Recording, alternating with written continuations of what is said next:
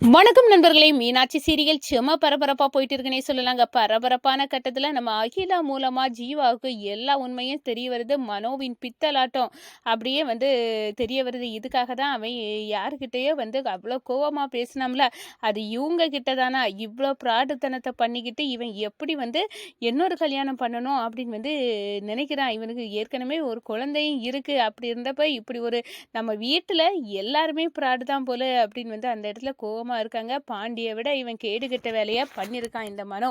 இந்த கல்யாணம் நடக்கக்கூடாது. மீனாட்சிக்கு அக்கா பாவம், அவங்களுக்கு அவ்வளோ நகையெல்லாம் சேர்த்து அவங்க அம்மா ஆசையோடு இப்படிப்பட்ட ப்ராடுக்கு கல்யாணம் பண்ணி கொடுக்கக்கூடாது. இதை தடுத்து நிப்பாட்டியாகணும். ஒரு குடும்ப வாழ்க்கையை கொலைக்கிறதுக்கு இந்த மனோ இப்படி ஒரு ஸ்கெட்சை போட்டிருக்கான் அப்படின்னு அந்த இடத்துல அதிர்ச்சியாகி, நீங்கள் இங்கே இருங்க, நானே இந்த கல்யாணத்தை எங்கே நடக்கும்னு பார்த்து உங்களுக்கு சொல்கிறேன் அப்படின்னு இவங்க போனால் கண்டிப்பாக அங்கே பிரச்சனையாகும். அதுக்கு முன்னாடி இந்த கல்யாணத்தை நம்மளே மனோட்ட பேசி நிப்பாட்டிடலாம் அப்படின்னு ஆட்டோயில் நம்ம ஜீவா பறந்து போகிறாங்க. ஒரு கட்டத்தில் ஜீவா போய் சேர நேரத்துக்குள்ளே கல்யாணம் முடிஞ்சிருது. அதோட அதிர்ச்சியில் நிற்கிறாங்க.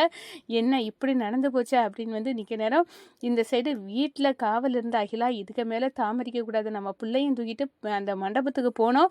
இவன் என்னன்னா, நான் மண்டபம் எந்த மண்டபத்தில் நடக்கும் அப்படின்னு தேடி கண்டுபிடிச்சி சொல்லுறேன் அப்படின்னு போனாப்புல வரவும் இல்லை. அப்படி இருக்க நேரம் எனக்கு ஏதோ ஒரு பிரச்சனை நடக்கு, என் முள் மனசு துடிக்குது அப்படின்னு அந்த இடத்துல அகிலா, இதுக்கு மேலே இங்கே இருக்க மாட்டேன், நான் போகிறேங்க, எனக்கு என் வாழ்க்கை முக்கியம், என்னம்மா சொல்கிறேன், என்ன பிரச்சனை அப்படின்னு கேட்க நேரம், இல்லை எனக்கு என்னோட கணவருக்கு என்னை கல்யாணம் நடக்கு, அதை நிப்பாட்டதுக்கு இவர்கிட்ட ஒரு வழியை கேட்டால், இங்கே என்ன இருங்க, நான் உங்களுக்கு தகவலை சொல்கிறேன், இந்த மண்டபத்தில் நீ பார்த்துக்கிட்டு பறந்து போனார். என்ன ஆளு ஒரு தகவலும் சொல்லலை, இதுக்கு மேலே இருந்தேன்னா என் வாழ்க்கையே முடிஞ்சு போவோம் அப்படின்னு அகிலா பிள்ளையை தூக்கிட்டு நிற்க நேரம் தான் இந்த பாருங்க, இன்னைக்கு ஜீவா உங்களை இங்கே கொண்டு விட்டாரே, அவரோட அண்ணனுக்கும் கல்யாணம் தான், ஒருவேளை அப்போ அவரோட அண்ணன் தான் மனோவா இருப்பானோ அப்படின்னு நினச்சிக்கிட்டு, மனோவா அவர் பேர் அப்படின்னு கேட்குறாங்க. ஆமாங்க மனோ தான் அப்படின்னு சொன்னா நினச்சேன், மொத்த குடும்பமாக சேர்ந்து ஏமாத்திருக்காங்க. இப்போ ஜீவா கூட என்னை ஏமாற்றி இங்கே வச்சுட்டு அவங்க அண்ணன் கல்யாணத்தை நடத்த தான் போயிருக்கான் அப்படின்னு கொந்தளிப்போட ஓடுறாங்கங்க நம்ம அகிலா பிள்ளையை தூக்கிட்டு. அங்கே போய் நிற்க நேரம் ஒரு ஓரத்தில் அழுத மேனிக்கு அப்படி கவலையோடு நிற்கிற அந்த ஜீவாவை பார்த்து, என்ன நீ இதுதான் கல்யாணத்தை நிப்பாட்ட லட்சணமா அப்படின்னு அந்த இடத்துல அகிலா கேட்கவும் சாக்காராங்க. மனமேடையில் நின்ன அந்த நம்ம மனோவை அகிலா ஓடி போய் அரையிறாங்க. என்ன யார் எதுக்காக இப்போ மாப்பிள்ளை பையனை அரையிற, உனக்கு புத்தி கெட்டு போச்சா அப்படின்னு அன்னபூர்ணி கொந்தளிக்கிறாங்க. அதை பற்றி தான் இந்த வீடியோக்குள்ளே பார்க்க போகிறோம். அதுக்கு முன்னாடி சேனலுக்கு லைக் அண்ட் சப்ஸ்கிரைப் பண்ணுங்கள் ஃப்ரெண்ட்ஸ். பக்கத்தில் இருக்க பெல் ஐக்கானையும் கிளிக் பண்ணுங்க. அப்போ தான் நான் போட்டுற ஒவ்வொரு வீடியோவும் நோட்டிஃபிகேஷனாக உங்களுக்கு கிடைக்கும். வாங்க ஃப்ரெண்ட்ஸ் வீடியோக்குள்ளே போகலாம். ஃபர்ஸ்ட் எடுத்த உடனே பார்த்தோன்னா ஒரு செம அதிரடியான பரபரப்பு கட்டம் தான். பரபரப்பான கட்டத்தில் நம்ம பார்க்க இருக்க நேரம் தாங்க அகிலா மூலமாக எல்லா விஷயத்தையும் தெரிஞ்சுக்கிட்டு ரொம்ப கவலையாட்டு இருக்கிறாங்க நம்ம ஜீவா. இப்படிப்பட்ட மானங்கெட்ட வேலையை ஏன் மனோ பண்ணுறான், அவன் இவ்வளோ மோசமாக இருப்பான்னு நினைக்கல. இந்த பாண்டியை விட கேடுகெட்ட வேலையை இவன் பண்ணியிருக்கான். இவனாவது நம்ம வீட்டில் நல்லவன், கண்டிப்பாக அண்ணி மதனியாக வரக்கூடிய தேனண்ணியே நல்லா கவனிச்சுக்கிடுவான்னு நினச்சா, இவன் ஏற்கனவே இவங்களை கல்யாணம் பண்ணி பிள்ளைய வர கொடுத்துக்கிட்டு வீட்டுக்கெல்லாம் மறைச்சி தாலியை கட்டினவன் இப்போ ஊரறிய இன்னொரு பொண்ணு கழுத்தில் தாலி கிட்ட பார்த்துட்டானா, அவனை எல்லாம் விடக்கூடாது, இப்போவே சட்டையை பிடிச்சி உழுப்பணும். ஆனால் அவங்கள கூட்டிகிட்டு போனால் அங்கே பெரிய பிரச்சனையாகி நம்ம குடும்பத்தோட மானம் சண்டையே சிரிக்க வச்சிடும்.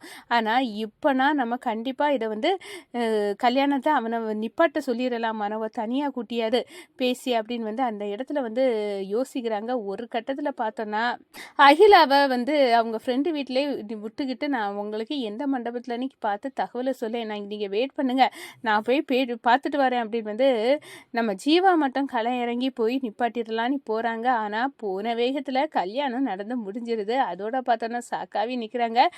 மாப்பிள்ளை அப்படின்னு நல்ல சந்தோஷப்பட்டு மாப்பிள்ளை தாலி கட்டியாச்சு அப்படின்னு நம்ம சுமதியெல்லாம் நிற்கிறத பார்த்து மீனாட்சி முகத்துலேயும் சந்தோஷத்தை பார்த்து, இவங்க எல்லாம் சந்தோஷப்பட அளவுக்கு இவன் பெரிய சாதனையாளி இல்லை, இவன் ஒரு ப்ராடு, இவனுக்கு ஏற்கனவே ஒரு பிள்ளை இருக்குது, மானங்கிட்ட வேலையை பார்த்துக்கிட்டு இப்போ சிரித்து சந்தோஷமாக மதனிக்கிட்ட இருக்கிற பாரு அப்படின்னு கடுமையான கோபத்தில் நம்ம ஜீவா நிற்கிறாங்க. ஒரு கட்டத்தில் அப்படியே ஓரமாக இருந்து கண் கலங்கிக்கிட்டு நிற்கிறாங்க நம்ம ஜீவா. இந்த சைடு நம்ம அகிலா, எனக்கு ஏதோ தப்பாப்படுது, இவர் என்னை இங்கே இருத்திட்டு போகிறத என்னால் இருக்க முடியாது, இது என்னோட வாழ்க்கை பிரச்சனை, அவர் போகிற போக்கில் தாலியே கட்டிட போகிறாரு மனோ மனோ அந்த பொண்ணு கழுத்தில் நான் விட மாட்டேன், என்னோட வாழ்க்கை நான் இங்கே இருக்கலைங்க, நான் போகிறேன் அப்படின்னு வந்து களை இறங்குறாங்க நம்ம அகிலா பிள்ளையை தூக்கிட்டு. அப்போ தான் அவங்க கேட்குறாங்க, உங்களுக்கு என்ன பிரச்சனை, யாருக்கு கல்யாணம் அப்படின்னு கேட்க நேரம் தான், இந்த பாருங்க என்னோட கணவருக்கு தான் இங்கே ஏதோ ஒரு மண்டபத்தில் கல்யாணம் நடக்க, அதை தேடிட்டு தான் வந்தேன், அப்போ தான் இவர் எனக்கு உதவி செய்ய வந்தார் அப்படின்னு சொன்ன நேரம், இன்னைக்கு இந்த ஜீவாவோட அண்ணனுக்கு வர இன்னைக்கு தான்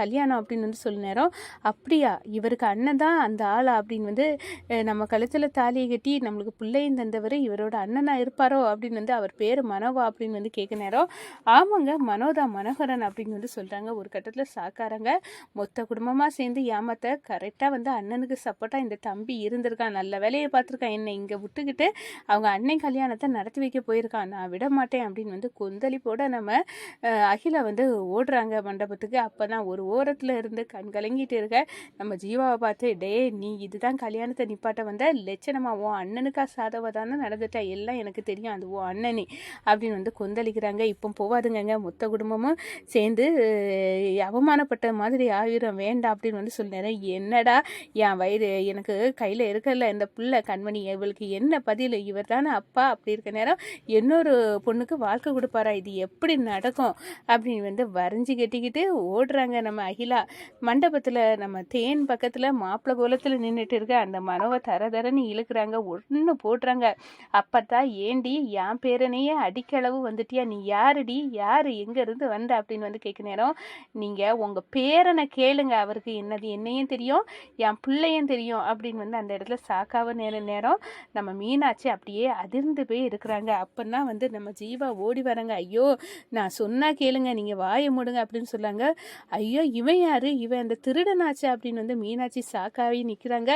அப்போதான் வந்து சொல்லுறாங்க, டேய் நீ யாருடா, எது இந்த திருடனை எப்படி இங்கே வந்தான் அப்படின்னு வந்து கேட்க நேரம் தான் நம்ம மனோவை பற்றி சொல்கிறாங்க நம்ம அகிலா. இந்த பாருங்க, இது நல்ல ஆள் இல்லை, இந்த மனோ ஏற்கனவே என்னை ஏமாற்றி என் கழுத்தில் தாலி கட்டி எனக்கு ஒரு பிள்ளையும் தந்தவன், இப்படி கேடு கெட்டவன், இப்போ ஏமாற்றி இவங்க வாழ்க்கையை வேற நாசம் ஆகியிருக்கான், எனக்கு என் கணவர் வேணும், நான் யாருக்கும் விட்டு கொடுக்க போகிறதில்ல அப்படின்னு வந்து அந்த இடத்துல கங்கணம் கட்டிக்கிட்டு நம்ம அகிலா நிற்க நேரம், என்னது உங்களை ஏமாற்றி கல்யாணம் பண்ணி உங்களுக்கு பிள்ளையும் தந்திருக்கானா, ஆமாம் இந்த பிள்ளைக்கு அப்பா யாருன்னு அவரையே கேளுங்க அப்படின்னு வந்து அந்த இடத்துல கொண்டு நம்ம அகிலா கண்மணியை கொண்டு உடனேரம் அப்படியே சாக்காவே நிற்கிறாங்க.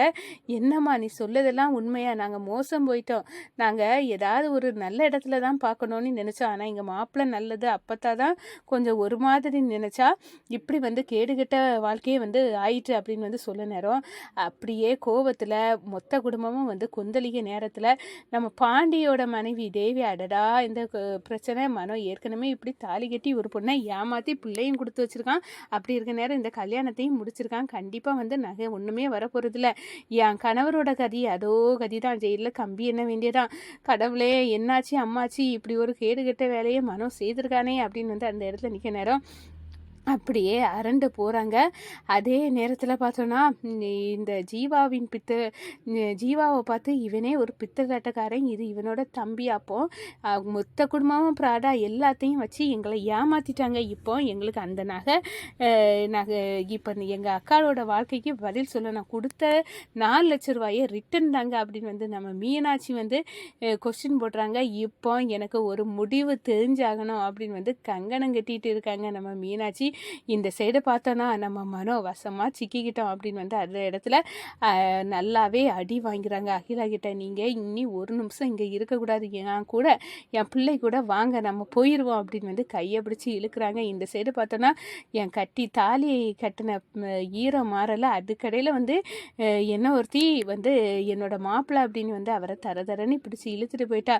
இந்த சைடு பேர் ரெடியாட்டு வந்து இருக்காங்க நம்ம அப்பத்தை, அப்படியே வந்து வாயடைச்சி இருக்கிறாங்கன்னு சொல்லலாங்க.